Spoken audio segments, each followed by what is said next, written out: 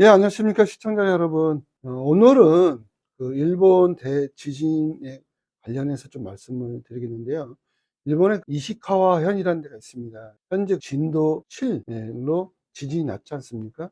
현재 그 사망자는 약 200여 명 된다고 합니다. 자, 일본 같은 경우는 지진이 많이 나는 지역이지 않습니까? 거기에 지진으로 인해서 또 쓰나미가 많이 나는 지역이에요. 그런데 그 일본이 그렇게 준비를 철저히 한 일본도 이 자연재해에서는 어쩔 수가 없는 것 봅니다. 그래서 이 지진 관련돼 가지고 오늘은 이야기를 해보는 시간을 좀 갖도록 하겠습니다. 요 내용은 매일경제신문에 칼럼에 게재가 된 내용이다, 이렇게 보시면 되겠고요. 2023년 2월 6일자인데 튀르키 아시잖아요. 터키가 튀르키로 이름이 변경됐잖아요. 튀르키에서 대지진이 났던 내용을 가지고 칼럼을 쓴 내용이 있습니다. 보시면, 자, 제목은 제가 그때 어떻게 했냐면요. 튀르키의 시리아 대지진, 부동산 물거품 되다라고. 그 다음에 당신의 생명을 지켜라, 이렇게 이제 했습니다. 이게 언제 일어나냐면 2023년 2월 6일 날 튀르키의 가지안 테프 일대에서 발생한 대지진으로 4만여 명에 이른다는 언론 보도가 있었다. 참으로 안타깝고 슬프다. 예. 자, 필자는 지면으로 튀르키예 시리아 대지진으로 희생된 분의 명복을 빈다, 이렇게 써 있고요. 자, 튀르키예 시리아 대지진이 우리와 관련이 없다고 생각하시는 분은 아마도 없을 것이다. 자, 우리는요, 2016년 9월 12일 날 경주 지역에 지진이 났죠. 한옥과 상가 유리창이 파손되는 모습을 보았다. 그 이후에 2017년 11월 16일 포항에서 진도 6.4의 규모의 지진이 또다시 발생하였다. 자, 피해 규모를 보면 경주보다 심각한 것으로 조사되었다. 포항이 경주보다 더 심각했습니다. 자, 특히 주택 중 부분 파손, 안파로 집에 들어가기가 무섭다고 한다. 자, 그리고 자진 여진으로 해서 보수 공사를 해야 되는데 손도 못 대고 있다. 피해 이재민 마음이 무겁다. 지금도 피해 보상과 복구는 현재 진행 중입니다. 이게 완전히 끝나지 않았어요. 아직도 진행 중이에요. 자, 그러면 주택 전체 파손 시 900만 원이라는 공공 지원 재난 지원금을 지급했다. 자, 주택 파손 시요 900만 원밖에 지원을 안 해요. 그다음에 자연재해로 발생한 개인적 손실은 국가나 보험사가 보상을 해줄 수 없다는 것은 누구나 알고 있을 것이다. 그런데 반전이 있다. 튀르키예 지진 피해가 큰 남부 하타이주에 있는 인구 약 4만 명 규모의 도시 에르지는 건물 한 조각도 부서지지 않고 단 한 명의 사상자도 없다는 것이다. 같은 지역인데 그 에르진 지역은 건물이 부서지지 않았고 사망자도 없었어요. 과연 어떤 원인으로 사망자가 없었을까 의문이 생긴다. 자, 언론상 보도를 보면 철저한 내진 설계를 고집한 정치가의 신념으로 수많은 시민의 생명과 재산을 지켰다고 한다. 그만큼 내진 설계가 중요하다는 겁니다. 내진 설계 개념을 한번 살펴볼 필요가 있어요. 자, 지진은 지구 내부의 에너지가 지표로 나와 땅이 갈라지며 흔들리는 현상으로서 건축물의 하중으로 작용한다. 지진 하중은 집안 운동에 따른 관성력으로 건물이 평 혹은 또는 수직 또는 비정형학이나 비구조 요소에 예기치 못한 작용으로 인해 특정 층에서 특정 구조 부조에 하중이 집중될 수 있다. 따라서 모든 내진 설계 대상 구조물과 그 구성 부재는 지진에 견딜 수 있는 일정 강도가 확보되어야 함은 물론이요, 지진의 흔들림에 유연하게 대처해야 한다. 내진 설계는 지진 시나 지진이 발생 후에도 구조물의 안정성을 유지하고 그 기능을 발휘할 수 있도록 설계 시에 지진 하중을 추가로 고려한 설계를 의미하지만 예상되는 모든 지진의 피해를 입지 않도록 설계하는 것이 아닙니다. 다음에 세 가지 항목을 목표로 합니다. 내진 설계라는 뜻이 어떤 뜻인지 제가 한번 설명을 드려볼게요. 첫 번째는요, 작은 규모 지진, 구조 부재 및 비구조 부재의 손상받지 않아야 한다. 이게 무슨 얘기냐면 건물에 손상이 없어야 된다는 겁니다. 작은 규모의 지진은요. 그러니까 멀쩡해야 된다는 거죠. 자, 두 번째입니다. 중간 규모의 지진입니다. 중간 규모의 지진은 비구조 부재의 손상 허용. 그 다음에 구조 부재는 손상을 받지 않아야 한다. 비구조 부재가 뭐냐면 구조적인 그 자체에는 콘크리트 우리 미장을 한 거 있잖아요. 미장 부분. 구조 부분이 아니라 콘크리트 전체 건물을 구조하는 부분이 아니라 미장을 한 번. 이런 부분은 떨어질 수 있어요. 예를 들어서 타일로 같은 거예요. 살짝 붙여놓은 거잖아요. 이거는 떨어질 수 있다. 근데 그 안에 있는 구조 부분, 건물을 받치고 있는 기둥은 손상을 않아야 된다. 또는 기둥의 축이라든가, 쉽게 얘기하면 대들보 이런 데는 손상이 없어야 된다. 그런 뜻입니다. 그 다음에 대규모 지진은 구조 부재와 비구조 부재의 손상은 허용합니다. 구조물 붕괴로 인한 인명 손상은 발생하지 않아요. 대규모 지진은요, 진도 7 또는 진도 8 이런 지진인데 구조 부재와 비구조 부재, 그러니까 타이로 같은 경우는 당연히 떨어지는 거고 구조 부재도 손상을 입을 수 있어요. 기둥이 무너지지는 않지만 약간 금이 갈 수 있다는 겁니다. 금이 가거나 콘크리트가 부스러져서 떨어질 수도 있다는 겁니다.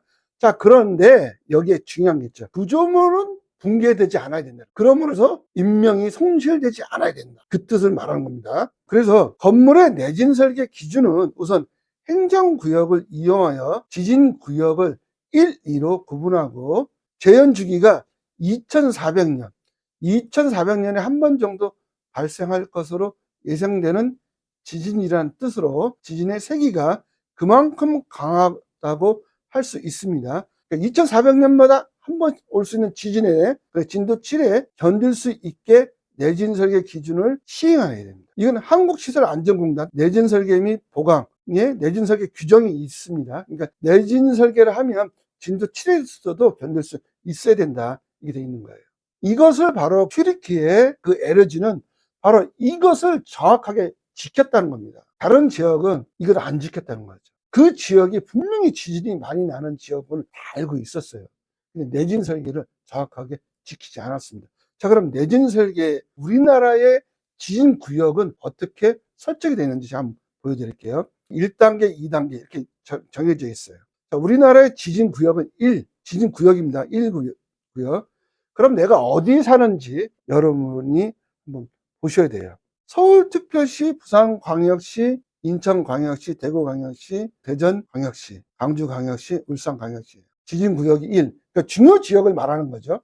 7대 광역시가 다 들어가 있지 않습니까? 그 다음에 또 중요죠. 경기도, 강원도 남부, 그 다음 충청북도, 충청남도, 전라남도, 전라북도, 북동부, 경상북도, 경상남도. 또 제2권역이 있어요. 제2권역이죠. 자, 강원도 북부입니다. 그 다음에 전라남도, 남서부, 그 다음에 제주도. 이게 제2권역입니다. 자, 그러면 여기서 보면 내진 설계의 의무 규정은 1988년도에 도입이 됐습니다. 내진 설계 의무적으로 대상 건물이 있는데 대상이 6층 이상 또는 연면적 10만 제곱미터 이상의 건축물이었으나 1995년도에 강화됐어요. 6층 이상 1만 제곱미터 이상으로 확대된 뒤 2005년도부터는 3층 이상 1000제곱미터 이상으로 확대 적용되었으며 2015년 개정을 통해 3층 이상 또는 500제곱미터 이상의 모든 건축물에 대해 내진 설계를 의무화하였다. 자, 이게 왜 이렇게 됐냐면 우리가 경주와 포항 지진을 겪고 나서요. 좀 더 강화됐어요. 2015년도에 더 강화됐습니다. 지진의 크기가 물체 및 사람에 미치는 영향을 한번 보면은 1단계부터 12단계까지 있습니다. 이 진도에 따라서 구조물이 어떻게 변경이 되며 또 인체가 어떻게 반응하는지를 한번 제가 말씀을 드려볼게요. 이 표를 보시면 첫 번째가 지진 규모가 1에서 2.9까지예요. 특수한 조건에서는 극소수의 사람만이 느낍니다. 이거는요. 자, 그 다음에 극소수에 민감한 사람만 느낄 수 있어요. 자, 주로 우리나라 같은 경우는 요 단계예요. 예, 그런데 포항이나 또는 경주가 일어난 진도가 5 이상이 났었잖아요.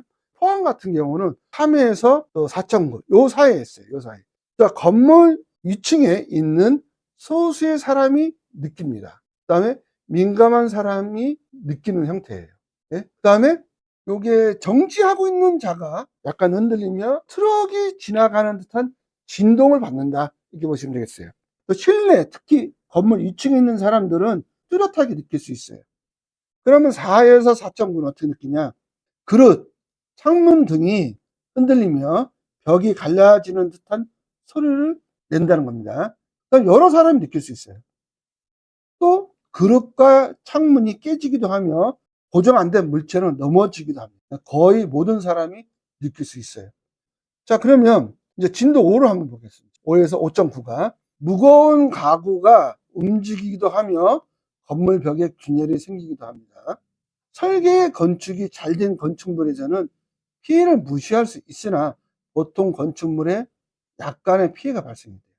그러니까 이 얘기는 균열이 간다는 거예요. 약간의 균열이 갈 수 있다는 거예요. 상당히 심한 거죠. 자, 모든 사람이 놀라 뛰쳐나오. 이게 바로 포항에서 났던 겁니다. 모든 사람이 놀라서 뛰쳐나와 버린 거예요. 자, 그러면 진도 6에서 진도 6.9는 어떻게 나타나냐면 특수 설계된 건축물에 약간의 피해 발생, 굴뚝, 기둥, 기념비, 벽돌이 무너지는 현상이 나옵니다. 그다음에 또 특수 설계된 건축물에 상당한 피해 발생이 지하 성수관 파손이 됩니다. 서 있기 곤란하고 심한 공포를 느낍니다. 도움 없이는 걸을 수가 없습니다. 자, 진도 7 한번 볼게요. 진도 7 이상이에요. 이거는 뭐 상상을 초월하는 거죠. 대부분의 건축물이 기초와 함께 부서집니다. 이게 바로 튀르키예요. 지금 일본에서 일어난 바로 그 지진입니다. 그다음에 남아있는 건축물이 거의 없으며 지표면에 광범위한 균열이 발생됩니다. 진도 7 이상이면 남아있는 건축물이 없다는 거예요. 초토화되는 거죠. 일본 지진이 바로 이런 초토화 현상이 나온 거예요. 이 진도 7 이상이기 때문에. 그 다음에 전면적인 파괴 상황, 지표면에 파동이 보임. 자, 일본 지진 같은 거 보셨죠? 땅이 막 울렁울렁하는 거 보셨잖아요. 파도처럼 울렁 울리는 걸 눈으로 저도 봤어요. 뉴스를 보니까요. 거의 모든 사람이 이성을 상실한다. 그 다음에 대공황. 사람이 그냥 멘붕에 빠지는 거죠. 좀 심하게 말씀드리면 어떤 경우는요, 너무 무서워서 대소변을 지리는 경우도 있습니다. 이게 진도 7 이상의 지진인 거예요. 자, 여러분이 생각하시는 것보다 더 무섭다는 거죠. 실제는 부동산 박사로 이번 사건 이전에 한국은 자연재해 안전지대가 아님을 누누이 강조해왔다. 자, 우리나라 도의 특성상 반도를 고려해 본다면 바다를 두고 있는 국가는 첫째, 태풍에 취약하고, 자, 둘째, 해일과 쓰나미에 취약하고, 셋째, 지진에 취약한 지반을 형성한다. 주로 대규모 지진이 어디서 많이 나냐면 주로 해안가를 옆에 둔 그런 나라들이 대규모 지진이 많이 일어납니다. 저 연구를 해보니까 주로 그렇다는 거예요. 특히 이제 일본도 그렇고요. 또 대만도 그렇지 않습니까? 또 필리핀도 그렇고요. 근데 우리나라는 반도 국가잖아요. 해안가를 생명을 두고 있는 나라예요. 그럼보다 지진이 더 불안정한 나라예요. 이런 현상을 가까운 일본에서 간접적으로 체험하고 느끼고 있지 않느냐 이거죠. 자연적인 조건에 덧붙여 인공적인 취약점으로 보면 원자력 발전소. 자, 원자력 발전소는 원자로에서 핵 분열로 발생한 열로 전기를 만들고 그 전기의 힘으로 터빈을 돌려 전기를 생산.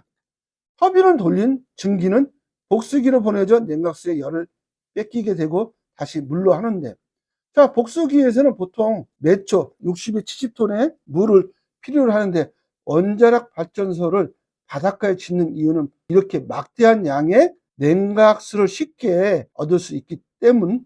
바다를 끼고 있지 않은 나라들은 강물 주변에 냉각탑을 세우거나 큰 호수를 만들어 순환시켜 사용하는 경우가 있어요. 그래서 주로 바다에 원자력 발전소를 짓는 거예요.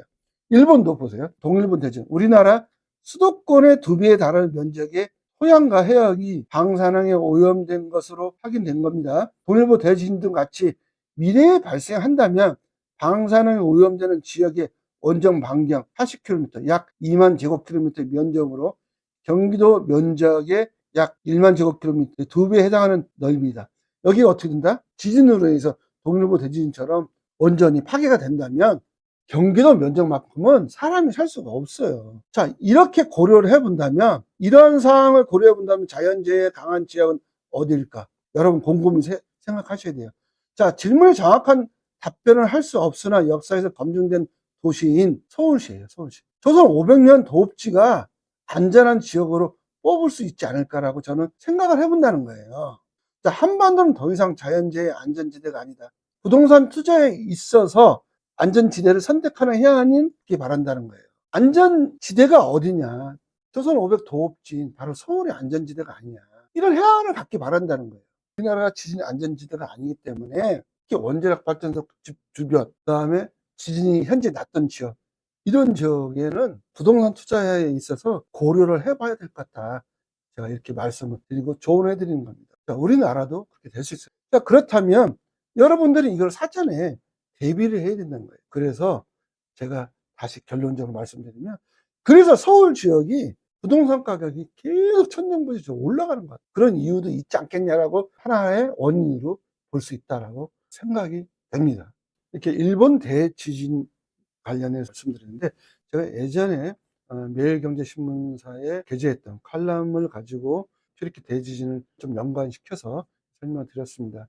또 저는요, 기장 밑에 원래라는 동네가 있어요. 거기에 고리 원자력 발전소가 있습니다. 제가 고리 1호기, 2호기, 3호기 질 때 저희 아버님이 고리 원자력 발전소에서 근무를 하셨거든요. 제가 바로 원자력 발전소 바로 앞에 살았던 사람이에요. 바로 앞에 바다였어요.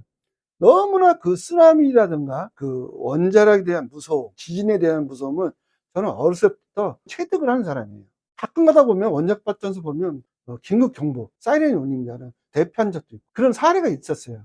그러다 보니까 저는 특히 이 재난과 재해에 굉장히 신경 씁니다. 지진은요, 엄청난 재앙이고 재난입니다. 근데 지진으로 인해서 부동산에 손실이 갔거나 또는 반파가 됐거나 완파가 됐을 때는 전체적으로 개인이 감수를 해야 된다, 이렇게 보시면 되겠고요. 자, 한국도 더 이상 지진 안전지대가 아닙니다. 그런데 이런 지진 안전지대를 찾아가면서 투자를 해야 되는데 그걸 고려하지 않고 아무 데나 이렇게 투자를 하면 잘못된 선택을 할 수밖에 없지 않습니까? 그래서 이제는 지진 안전지대라든가 태풍이나 해일 또는 쓰나미가 미치지 않는 그런 안전지대를 찾아서 투자하는 태안을 갖기 바란다는 거죠. 투자에 있어서 더 이상 실패하지 않는 투자를 할 수 있도록 제가 오늘 지진 관련돼서 말씀을 드렸습니다. 많은 참고를 하시기 바라고요. 혹여나 궁금한 점이 있으면 저한테 전화하시면 02-3461-0909입니다. 전화하시면 제가 어느 지역이 좋겠다라고 조언해 드릴 수 있습니다. 이런 내용을 참고를 하셔서 꼭 좋은 투자를 하시기 바랍니다. 안녕히 계십시오.